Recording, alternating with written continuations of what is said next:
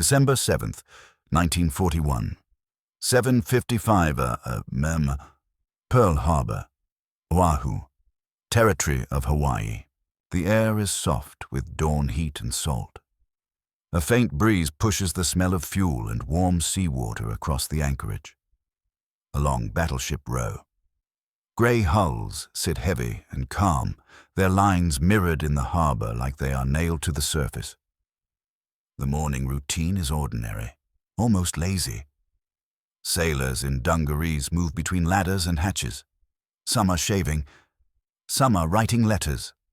A few stand topside with coffee, looking out at Ford Island and the distant green ridges, thinking about liberty, about breakfast, about anything except war. Across the water, signal flags hang limp. The ships are moored close, tied to buoys and piers in neat order. USS Arizona sits like a floating fortress. Her big guns angle skyward, but silent. USS Oklahoma rests just ahead, broad and steady. USS West Virginia and USS Tennessee sit together. USS California is farther down. The harbor feels protected, sheltered by reefs and land, a place where the fleet can breathe. Up at the northern end of the island, radar operators have been awake since before sunrise. In a small station at Opana, two young U.S. Army privates, Joseph Lockhart and George Elliott, watch the green glow of the scope. The set is new. The routine is repetitive. They sweep, they watch, they chat through the boredom. Then the screen blooms. A thick mass of returns rises like a storm front, moving fast, far larger than anything they have seen before. Lockhart leans in, brows tight, fingers on the controls. The blips are not scattered. They are organized, a dense wall drifting toward Oahu. He calls it in. The reply is calm, dismissive. The duty officer assumes the incoming mass is American aircraft, perhaps B-17 bombers expected from the mainland. The report is noted, then set aside. The radar station keeps watching anyway. The operator's uneasy as the return grows nearer, until the echoes rush so close they almost spill off the edge of the scope. Far out beyond the horizon, the source of that storm is already committed, already descending. 6 Japanese aircraft carriers have been steaming in disciplined silence across the North Pacific. Akagi, Kaga, Soryu, Hiryu, Shokaku, Zuikaku. Their flight decks have been alive since before dawn, lit only by shaded lamps and the hiss of fuel hoses. Deck crews in helmets and colored armbands move like parts of a machine. Pilots climb into cockpits, adjust straps, test controls, check maps marked with the outline of Oahu. They wear headbands. Some carry photographs tucked into flight suits. Their faces are controlled, but their eyes are sharp.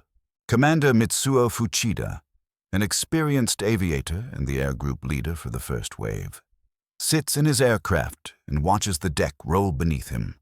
Around him, the first strike force forms Nakajima, B-5N torpedo bombers, Aichi, D-3A dive bombers, and Mitsubishi A-6M0 fighters. This is not a raid.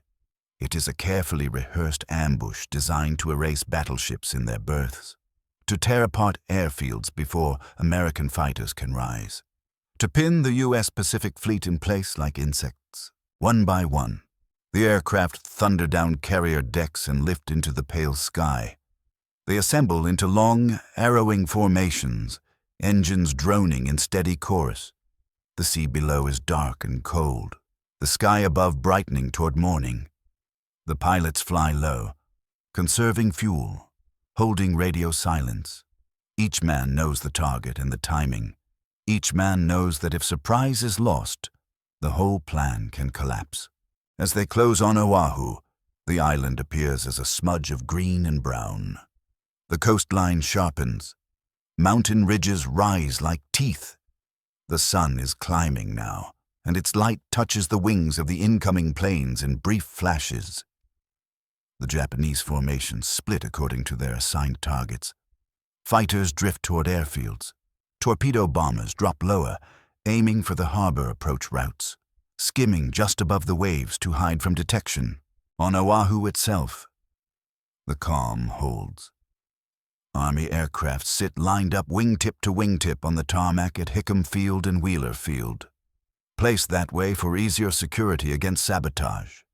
Many are unarmored, their ammunition locked away. Few are fueled for immediate flight. The anti-aircraft guns around the island are manned lightly for peacetime. Ammunition is boxed, not fed. Some crews are at breakfast. Some officers are just waking. At Pearl Harbor, a band is said to be playing on one ship, the notes drifting faintly across the water. A few sailors watch a small launch cut through the harbor. The Sunday mood is everywhere. Then the first aircraft appear over the northern edge of the island, low and fast, and the sound reaches the harbor like distant thunder. At first it can be mistaken for a drill, for friendly planes, for nothing urgent. A handful of men glance up, squinting in the sun. They see silhouettes, too many of them, moving with purpose. And then the first explosions hit the airfields. At Hickam, bombs slam into hangars and parked planes, sending up geysers of smoke and flame. Metal and canvas tear apart. At Wheeler, strafing runs rake the rows of aircraft, bullets stitching along wings and fuselages, killing men who are sprinting for cover. Fires spread rapidly in the dry morning air. The sound is chaos now, engines screaming overhead. The crack of machine guns, the heavy thump of bombs. Over Pearl Harbor, the torpedo bombers angle in, their crews focused on a narrow problem. Pearl Harbor is shallow. Torpedoes normally dive too deep and bury themselves in mud. The Japanese have modified theirs with wooden fins and special settings so they will run true in shallow water. The bombers fly so low their prop wash rips at the harbor surface. They line up on the anchored battleships like hunters sliding into a blind, a sailor on USS. West Virginia looks up and sees a plane with a red rising sun on its wing. It passes so close, he can see the pilot's goggles. A moment later, the torpedo drops, skips, bites the water, and races toward the ship. The first impact hits with a sound like the world splitting. A column of water and oil erupts against the battleship's side. Steel buckles. Men are thrown off their feet. Alarms begin to scream. The harbor, quiet seconds before, becomes a killing ground. On USS Arizona, men run to battle stations, some still pulling on shirts, some barefoot, some with their hands slick from breakfast grease. The ship's gunners try to feed ammunition into the guns. Officers shout orders that are swallowed by the roar of aircraft. Smoke begins to drift across the water from the first torpedo strikes, and the air tastes suddenly of burning fuel. Above them, dive bombers roll onto their backs and peel downward, their sirens wailing. The sound is not natural. It is meant to terrify and to focus the pilots. Bombs fall, black dots growing fast, and the ships below have nowhere to go. Pearl Harbor is being defeated not by numbers alone, but by preparation, timing, and the brutal advantage of surprise. The Japanese first wave has arrived exactly as planned, and in the first minutes the Americans are still trying to understand what they are seeing. At Battleship Row, USS West Virginia shudders again as a second torpedo slams into her port side, then a third. The impacts arrive with cruel rhythm, each one punching inward, each one widening the wound. Men in the engineering spaces feel the hull flex. Lights flicker, steam lines tremble. Water begins to force its way through torn plating, and damage control teams sprint with shoring timbers, canvas, and whatever tools they can grab across the moorings. USS Oklahoma takes a torpedo hit that makes her lurch as if a giant hand has shoved her. Another follows almost immediately. The ship lists to port, slow at first, then faster. Sailors scramble up ladders and along the deck that is now tilting under their boots. Some try to reach anti-aircraft stations. Some try to reach hatches below to wake the sleeping. The list becomes a slope. Coffee cups slide. Loose gear skitters. Men who misstep fall hard and roll. A third torpedo hits Oklahoma. The ship's angle grows steeper. A fourth, then another. The hull is being torn open along one side, and the water is coming in with unstoppable force. Her massive superstructure leans toward the harbor like a collapsing building. Orders are shouted, but the tilt makes every movement feel like climbing a wall. On the opposite side, USS Maryland is hit by bombs instead of torpedoes, the explosions sending fragments of steel and paint into the air.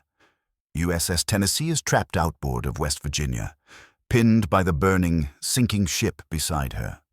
Men on Tennessee can see flames licking across West Virginia's deck, see oil on the water catching fire in wavering sheets. Oil spreads fast, slick and dark, and then it ignites. The harbor surface becomes a patchwork of fire. It curls around boats and floats against hulls, climbing onto wooden structures, turning the water itself into a weapon. Sailors who jump overboard to escape shrapnel and flame find the sea burning. They swim through oil and heat, choking, eyes stinging, skin slick with fuel. Some scream as they surface into fire. Others dive under and come up gasping somewhere else, desperate for a pocket of air that does not taste like smoke. Overhead, Japanese Zeros patrol and pounce. They slash along the harbor and airfields, machine guns flickering. Tracer rounds flash bright and red in the morning sun. Pilots aim at anything that might fight back gun crews, trucks, patrol boats, men running across open ground. The Zeros are fast, confident, unchallenged in these first moments, because most American fighters are still burning on the ground. At Ford Island, sailors on the shore installations are trying to get weapons into action. Some anti-aircraft guns are ready, others are not. Ammunition must be unlocked, carried, loaded. Men fumble with clips and belts with shaking hands. A few guns begin firing, and the first ragged bursts of American flak rise into the sky. The Japanese pilots see it and adjust. They weave slightly, shift altitude, keep moving. Then the dive bombers arrive over USS Arizona.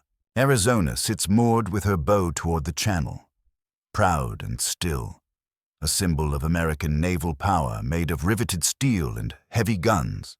On her decks, men are finally getting the anti-aircraft batteries working. They feed rounds into the guns. Barrels begin to glow faintly with heat.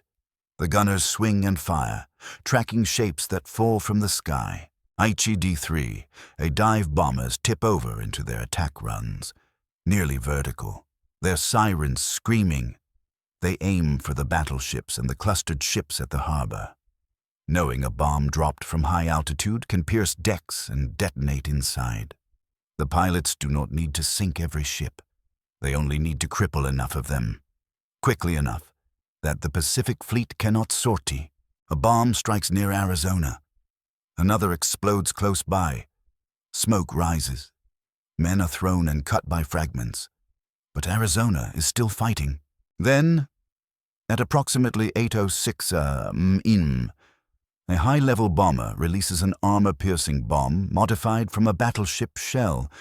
It falls cleanly, almost calmly, and punches through the forward deck of USS Arizona near the No. 2 turret. For an instant, there is no sound, just a heavy impact, a moment of pause.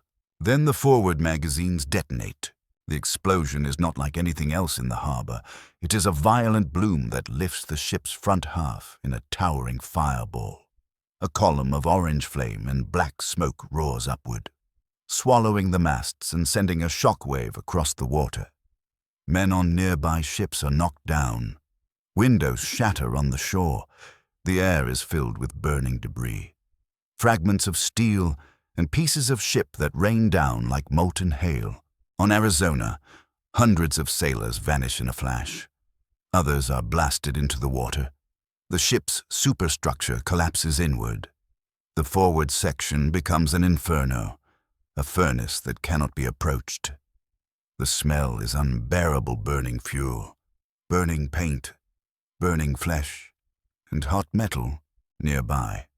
USS Vestal, the repair ship moored alongside Arizona, is struck by bombs and rocked by the blast. Vestal's captain orders the lines cut to pull away, but the water is choked with debris and fire.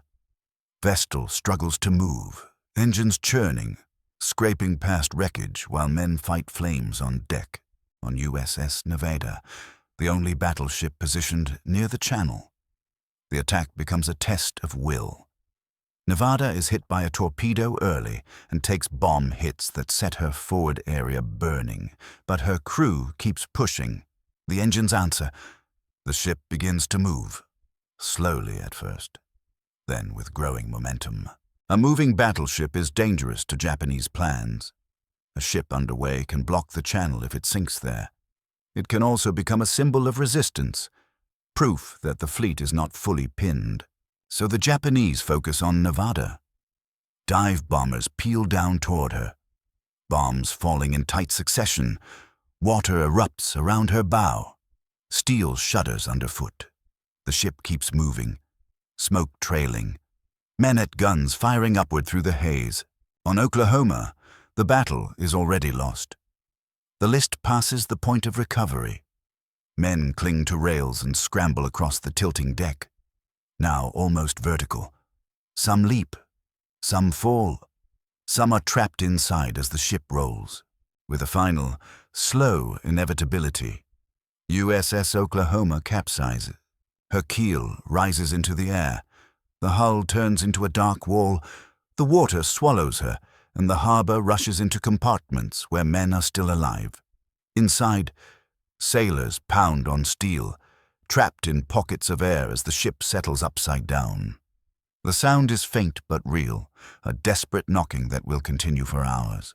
Above, the Japanese first wave continues to strike with method and discipline. Their plan is unfolding exactly as intended, battleships crippled, airfields shattered, command thrown into confusion. But even now, even in the middle of the fire and smoke, the Americans are adapting. Crews are finding ammunition. Guns are coming alive. Men are learning the rhythm of the attack and where the planes are coming from. And somewhere beyond the burning harbor, the second wave is already inbound. At around 8:40, the second Japanese wave arrives over Oahu, and by now the island is awake in the worst way. Sirens howl. Men run with helmets half-fastened. Trucks race along roads choked with confusion. Smoke from Hickam and Wheeler drifts across the fields like a low storm. In the harbor, the water is still burning in places, and the air above Pearl Harbor is filled with ash and bits of paper and cloth that spin like strange snow. The second wave's mission is different. The first wave tried to smash the battleships and neutralize American aircraft before they could rise. The second comes to finish what is still afloat and to destroy the infrastructure that keeps a fleet alive: dry docks, repair ships, workshops, and anything that can restore American fighting power. Dive bombers break into attack runs again, but this time they meet more resistance. Along the shore and on ships that can still fire, American anti-aircraft guns are now fully engaged. Ammunition boxes are open, belts are fed, barrels are hot. The sky fills with black bursts and white puffs as shells detonate at altitude. The firing is uneven, frantic, sometimes poorly aimed. But it is there, and it is thickening into a wall. On Ford Island, sailors drag wounded away from burning hangars and then sprint back to guns. An officer shouts for more ammo. A man slips in oil and catches himself on a railing already warm from fire. In the distance, an American fighter, a lone P-40, rises into the sky and turns toward the attackers.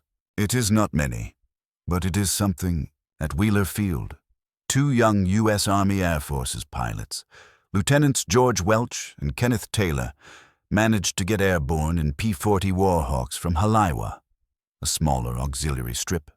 Their planes lift into smoke-streaked air and climb hard. They do not have a full formation. They do not have time to coordinate. They simply point their noses toward the Japanese and go. Above the island, Welch and Taylor find targets quickly. A Japanese aircraft flashes past their canopy. Welch fires. The guns hammer. The Japanese plane jerks and begins to trail smoke. Another American fighter joins. Then another. Sporadic, scattered, but enough to disrupt a few attack passes. Enough to force Japanese pilots to look over their shoulders. Still, the second wave presses in with professional focus. Over Pearl Harbor, dive bombers angle toward USS Nevada again, because Nevada is still moving, still making for the channel. Her deck is scarred, her superstructure burning. But the ship is refusing to die quietly.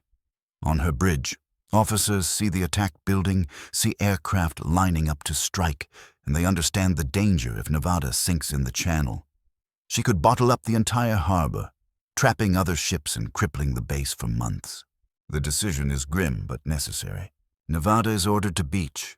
The battleship turns toward Hospital Point, her engines straining, her crew still firing. Bombs crash down around her. One detonates near the forecastle and sends a shower of steel fragments across the deck. Another tears through the ship, starting new fires. Men are hit and dropped where they stand. The guns keep firing anyway. Crewmen stepping into empty positions without being asked. Nevada reaches the shallows and grinds in, settling with a heavy, grinding finality. She is not sunk in the channel. She will not block the harbor. She will burn where she sits. But she will not take the fleet's future with her.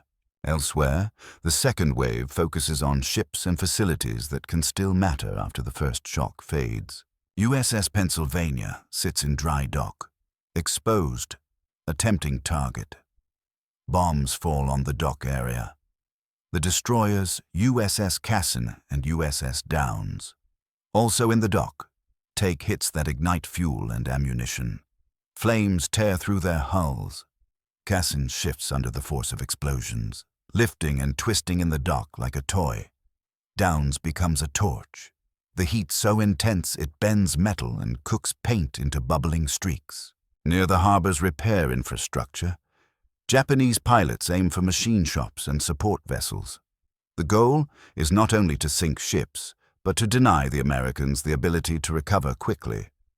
Yet the targeting is complicated by smoke, by confusion, and by the increasing danger of American fire.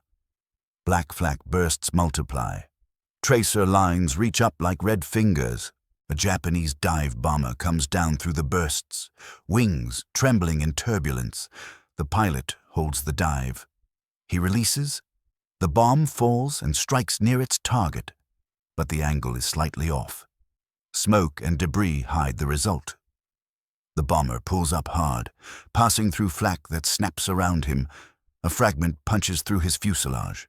The plane wobbles, then steadies, and limps away. In the harbor, USS California is settling. She has been hit by torpedoes and bombs, and her crew is fighting flooding with desperate determination. Men pass pumps and hoses. Others slam watertight doors, trapping water and sometimes trapping shipmates. The ship lowers by inches, then feet, the deck edge dipping closer to the waterline. Smoke rolls across her in thick sheets. On USS West Virginia, the crew counter floods to keep her from rolling. It is a brutal calculation, deliberately filling compartments to balance the weight and keep the ship upright. The steel giant is wounded but stubborn, held in place by the skill and sacrifice of sailors who refuse to abandon her. Across the harbor, men are still trapped in Oklahoma's overturned hull. The knocking continues, faint under the roar of battle. Rescue attempts are impossible while bombs still fall, while bullets still rake the decks. The living inside can only wait, counting breaths in the darkness, listening to the muffled thunder above. Above Oahu, the second wave begins to feel the cost of lingering. Japanese pilots can see the harbor is already burning. Battleships are crippled, many sinking or sunk. Airfields are damaged, though not fully silenced. The surprise is gone now. The Americans are firing back with increasing accuracy. Fighters are up, a handful at least, and more could rise if the attack drags on. The Japanese commander in the air understands a hard truth the longer they stay. The more losses they will take, and the less likely their aircraft will make it back to the carriers with enough fuel. Their mission was to strike fast, to hit hard, and to withdraw before the enemy can respond in strength. So, even as smoke climbs higher and the harbor looks like the end of the world, the Japanese formations begin to turn away. Some planes make one last pass, strafing anything that moves. Some drop remaining bombs on targets of opportunity. Then the attackers pull out over the coastline, banking toward open ocean, slipping back toward the invisible fleet of carriers waiting far to the north. Behind them, Pearl Harbor is a shattered landscape of fire, flooded decks, and choking smoke. But the story of how Japan defeated the U.S. Navy in those hours is not only about what they destroyed. It is also about what they did not destroy, and the decision that hangs over the battle like a second shadow, why the Japanese carriers did not return for a third strike. Over the harbor, smoke towers higher, a dark pillar that can be seen from miles away. It drifts across the mountains and out to sea, a signal flare that tells everyone in the Central Pacific that the war has arrived on Battleship Row. What used to be a neat line of warships is now a broken display of wreckage. USS Arizona is a burning ruin. Her forward decks ripped open, her superstructure collapsed, her fires so intense they warp steel into twisted shapes. The water around her is coated with oil and scattered with debris caps, planks, papers from lockers, pieces of lifeboats, fragments of railing, and bodies moving with the gentle push of harbor currents. On USS West Virginia, the deck is low and crowded with exhausted sailors. Some are blackened with soot. Some have burned hands and arms from grabbing hot metal, not realizing in the chaos that paint and steel can become an oven. A damage control party drags hoses through smoke, water running and then stopping as pumps fail and lines rupture. Their faces are tight, focused, hollow. They have saved the ship from capsizing, but they cannot stop her from sinking to the bottom. West Virginia settles with stubborn dignity, upright in the mud. USS California is also sinking slowly, the ship's list growing as compartments fill. Men still fight it, still believe that if they work fast enough, they can keep her afloat. The truth is creeping in with the water they have been hit too deeply, too often. California will go down with her flag still flying. The destroyers in dry dock are wrecks, burned and broken. USS Shore, farther away, explodes when flames reach her forward magazines, the blast snapping her bow apart. The shock is felt across the base. For a moment, the explosion looks like a second Arizona, a mushroom of fire rising and then collapsing into thick smoke. On the shore, the hospitals are overwhelmed. Men arrive with shrapnel wounds, burns, broken limbs, smoke in their lungs. Doctors and corpsmen work without pause. They cut away clothing that has fused to skin. They insert morphine syringes into trembling arms. They carry the dead out back and lay them in rows, because there is no time for ceremony yet. And then there is the silence in certain places. The silence that makes the living feel sick. Inside USS Oklahoma, upside down and resting in the harbor mud. Men still cling to air pockets. Some are injured. Some are in darkness so complete they cannot see their own hands. They knock on the hull. Rescue parties on the outside hear it and mark the spots with chalk. But cutting through thick steel is slow work, and the ship is unstable. Every hour that passes means less air, less hope. The battle may have ended in the sky, but inside the overturned hull, the fight continues. Intimate and cruel, far out to sea. The Japanese carrier strike force regroups, On the decks of Akagi and Kaga, aircraft return in loose, wind-scattered streams. Some come in with holes punched through wings. Some land hard, tires screaming, pilots fighting damaged controls. A few are missing entirely, swallowed by the distance between Oahu and the carriers. Deck crews rush forward, grab tails, chock wheels, fold wings, refuel, rearm. The tempo is practiced, efficient, but the mood has shifted from confident strike to wary calculation. Admiral Chuichi Nagumo, commanding the carrier force, receives reports. The battleships have been hit hard. The airfields have been damaged. Losses are acceptable. But the American aircraft carriers are not in harbor. That absence changes everything. The entire Japanese plan for the opening of the war hinges on the destruction of American naval striking power. Battleships matter, but carriers are the future. And Japan knows it even in 1941. The carriers are the long reach of the fleet, the ability to project force across thousands of miles. If the American carriers survive, the United States can still strike back, and it can still find the Japanese carriers on the open ocean. Nagumo's staff debates a third strike is possible. It could target fuel storage tanks, dry docks, repair facilities, submarine pens. These are the arteries of Pearl Harbor. Destroy them, and the base becomes far less useful. Cripple the infrastructure, and the Pacific Fleet's recovery slows dramatically. A third wave could try to burn the fuel, shatter the workshops, sink the repair ships, and leave the harbor a wrecked shell for months. But there are dangers layered into that decision. The first is time. The longer the carriers linger, the greater the risk of detection and counterattack. American land-based aircraft might find them. American submarines might be searching. The U.S. carriers could be close, and if they appear, Japanese pilots would have to fight a carrier battle without having planned for it. The second danger is the condition of the Japanese air groups. They have flown long distances. They have taken losses. They have spent fuel and ammunition. Some aircraft are damaged. Many pilots are tired. A third strike would mean sending men back into a sky that is no longer surprised, over a target that is now firing with everything it has. And the third danger is nightfall. Carrier operations at night in 1941 are risky, especially for a force that must recover aircraft on rolling decks in dark seas. If the third wave is delayed, recovery becomes harder. Accidents multiply, and the carriers could lose planes to the ocean even without enemy fire. Nagumo chooses withdrawal. His carriers turn away into the open Pacific, keeping speed high, slipping back into the vastness that hides fleets.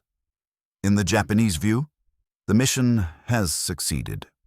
The American battleship force has been shattered. Pearl Harbor has been shocked into paralysis. The strike has achieved the tactical goal to win time for Japan to seize territory across Southeast Asia and the Western Pacific before the United States can respond. Yet the decision not to launch a third strike leaves something enormous behind. Untouched, waiting like a loaded weapon back at Pearl Harbor. Even as fires still burn, officers begin to count what remains. The aircraft carriers that were supposed to be the main targets are still afloat somewhere at sea. The massive fuel depots near the harbor still stand. Repair facilities and dry docks, though damaged in places, are not destroyed. Submarines, the quiet predators of the Pacific, are largely intact. The Japanese have defeated the U.S. Navy at Pearl Harbor in the narrow sense that matters in those hours. They have smashed battleships and airfields and created chaos. But the Americans are beginning to understand that this is not the end of their power, only the most brutal beginning of a different kind of war. And in Washington, and across the United States, the shock is turning into something else. On Oahu, Admiral Husband E. Kimmel, commander of the U.S.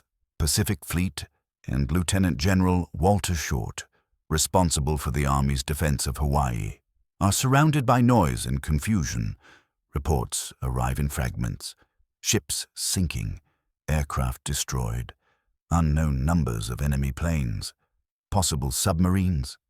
The harbor choked, communications failing in places. They can see the smoke from their windows, and that sight is the most convincing report of all. But even in the first hours after the attack, the American response begins to harden. Men who are terrified at 8 o'clock are methodical by noon. Sailors crawl through smoke with hoses and axes. They form bucket lines where pumps have failed. They cut through compartments and pry open jammed doors. Some go back into burning spaces because they heard a voice. Some climb down into flooded decks to pull out a shipmate, knowing they might not come up again. On Ford Island, the surviving aircraft are gathered, refueled, armed. Mechanics work with hands, still shaking, tightening bolts, patching bullet holes with whatever material they can find. American fighters that manage to land are immediately turned around, because everyone expects the Japanese to come back. The sky is watched with suspicion now. Every distant engine sound makes men look up. The Japanese do not return. As the day stretches on and it becomes clear there will be no third wave, the shape of the defeat becomes clearer. It is true that the battleships have been smashed. The American battle line has been knocked down in a way that would have been unthinkable the day before. Arizona is destroyed. Oklahoma is capsized. West Virginia and California are sunk in shallow water. Nevada is beached. Tennessee and Maryland are damaged. Other ships are hit and burning. In the air, hundreds of American aircraft have been wrecked on the ground or destroyed in hangars, many without ever firing a shot. But the foundations of American power in the Pacific are not gone. The fuel tanks remain standing, row after row of them, massive and full. The repair yards, though battered, are still functional. Dry docks are still there. The naval base itself is wounded, not amputated, and the carriers are not in harbor. In the hours after the attack, that fact becomes the hinge on which everything swings. A battleship fleet can be rebuilt, but it takes time and shipyard space. Aircraft carriers, already limited in number, are the only tool capable of immediate counter-strike across the Pacific. Because they were absent, the United States still has a fist that can reach. As night falls on December 7th, the harbor glows red in places. Fires are still being fought. Searchlights sweep over the water. Patrol boats prowl. Men listen for the sound of periscopes cutting through the sea. There is fear of a follow-up attack by submarines or a second carrier raid. And there is anger. It spreads among sailors and soldiers like heat in a closed room. In the coming days, that anger will harden into a national force. But on Oahu, it is more personal. It is the rage of men who watched friends die without a chance to fight back. The rage of men who pulled bodies out of burning water. The rage of men who stood at guns and fired until their barrels smoked. Hoping their rounds would reach something solid, rescue work continues around the clock. At Oklahoma, men with cutting torches work on the overturned hull. The steel is thick, and the heat is intense. Sparks fly into the night. The rescuers can hear tapping sometimes, but it fades. They cut holes, pass down air hoses, pull men out covered in oil and trembling with shock. Each rescue feels like dragging someone out of a grave, and each time they fail, it feels like a new wound. Divers go into flooded compartments of other ships, feeling their way through black water filled with debris. They move by touch, by memory of ship layouts, by the faintest guidance of lines and signals. They find bodies wedged in passages. They find men alive, barely, in trapped pockets of air. They pull them out, and some live long enough to speak, to say a name, to ask if others made it. All of it happens under the knowledge that the war has just begun, and there is no time to mourn properly. Meanwhile, the Japanese strike force is already far away, moving at speed, hiding in the ocean. In their minds, the operation has been a clean triumph. Pearl Harbor has been hit. The U.S. Pacific Fleet has been crippled. Japan has seized the opening move. But the deeper strategic result is more complicated, and even some Japanese officers feel it. There is a difference between crippling ships and crippling a nation's ability to fight. Pearl Harbor was a powerful base, but it was also a repairable one, and America's industrial power is vast. Sinking battleships in shallow water does not always mean eliminating them. Some can be raised, some can be repaired, some can return. And the infrastructure that would make that recovery possible is still standing, because the third strike never came. That absence becomes the quiet turning point. In the weeks that follow, the United States will salvage ships thought lost. Repair crews will work with ferocious speed. The base will continue operating, because it still has fuel, it still has dry docks, it still has workshops. The Pacific Fleet, though wounded, is not dead. And perhaps most importantly, the American carriers will become the new center of gravity, the new spear point of the war. Pearl Harbor will be remembered as a defeat, but also as the moment the United States was forced to change how it fights. The Japanese won the battle on that Sunday morning. They did not win the war. The shock they delivered did not break American will. It ignited it. And in Washington, the next day, the United States will answer with words that turn into ships, planes, and men moving across the ocean. The city is cold compared to Hawaii, gray winter light filtering between buildings. Inside the capital, the atmosphere is tight, crowded, electric with shock. Men in suits speak in urgent whispers. Reporters lean forward with notebooks ready. The world feels suddenly smaller, as if the Pacific has folded in on itself and pressed its violence against the American mainland. President Franklin D. Roosevelt enters the chamber and moves to the podium with a calm that looks almost unnatural against the panic of the last 24 hours. His face is set. His voice, when it comes, is steady, controlled, carrying anger without shouting. He speaks of December 7th, and he gives it a shape, a label that will echo for decades. The words do not bring back the dead, but they transform confusion into focus. The nation has been hit. Now it will respond. Back in Hawaii, the response is already physical. It is hands in oil. It is torches against steel. It is divers slipping into darkness. It is crews sleeping in brief, exhausted fragments, and then waking to do it again. At Pearl Harbor, the day after the attack begins with smoke still in the air. The harbor looks like a graveyard. The water is littered. The airfield runways are scarred. And yet, the base is alive. Work parties move across Ford Island and the shoreline with tools and stretchers.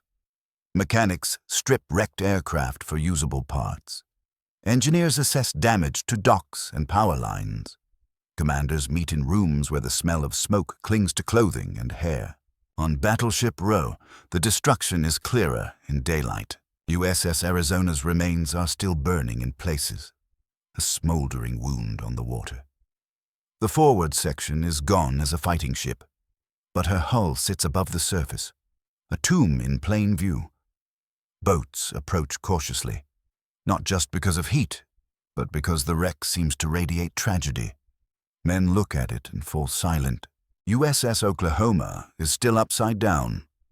Her hull is exposed to the sun, stained with oil, the painted letters now crooked and wrong.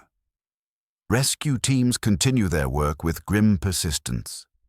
The tapping that was once frantic is now rare. Each time the torch bites through steel, the men outside hold their breath, hoping to see a hand reach up through smoke and sparks. USS West Virginia, sunk but upright, becomes a symbol of how shallow water can turn a defeat into a chance. She is down, but she is not lost to the depths. The same is true of other ships. In a deep ocean grave, a battleship is gone. Here, in a harbor, salvage is possible. That reality is the first crack in Japan's tactical triumph. The second crack is the American carriers. In the days after the attack, they will become the center of American hope and American planning. The Pacific War will not be decided by battleships trading broadsides in traditional lines. It will be decided by aircraft, by search patterns, by carrier decks rolling under the feet of men who live and die by launch cycles and fuel calculations. The carriers that Japan did not find at Pearl Harbor will soon be hunting, striking, retreating, and striking again. And the third crack is the thing Japan cannot bomb with carrier aircraft: American industrial power. Pearl Harbor was meant to buy Japan time, to secure the southern advance, to seize oil, rubber, and strategic territory before the United States could react. That part of the plan will move quickly. In the first months, Japanese forces surge across the Western Pacific and Southeast Asia, stunning Allied defenses and capturing key positions. But the United States does not react the way Japan hoped. It does not negotiate. It does not splinter. It does not accept a limited war. It mobilizes. At shipyards and factories, production lines expand. Steel becomes ships. Aluminum becomes aircraft. Men become recruits, then sailors, then Marines, then airmen. The attack that was designed to intimidate instead becomes a furnace for national resolve. Back on December 7th itself, the reasons Japan succeeded tactically were brutally simple. They achieved surprise through careful planning and strict operational secrecy. They struck at dawn when defenses were thin.